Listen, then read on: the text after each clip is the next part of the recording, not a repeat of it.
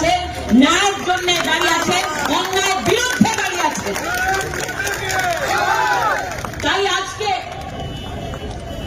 মাত্র বিজেপির প্রার্থীর নমিনেশন সভাটা নয়, আজকে যত লোক এখানে জোট হয়েছে ওরা পশ্চিম বাংলায় ন্যায় স্থাপিত করার জন্য দাঁড়িয়ে আছে। তাই একটা মা হই, একটা বোন হই, আপনাদের সবাইকে আভার জানাতে চাই। আজকে মাত্র এই লড়াইটা শুরু হয়েছে। যত যত দিন এই ইলেকশনে আমরা দিন কাটবো, তত দিনকে টিএমসির গুন্ডারা বিরক্ত করবে, এটা আমরাও জানি। তাই এক একটা কর্মীকে জিজ্ঞেস করতে আইছি, পশ্চিম বাংলার এক একটা মানুষকে জিজ্ঞেস করতে আইছি, এই মা কি একা আর খাটবে? এই মা কি একা লড়বে? আপনাদের সবাইকে লড়াইটা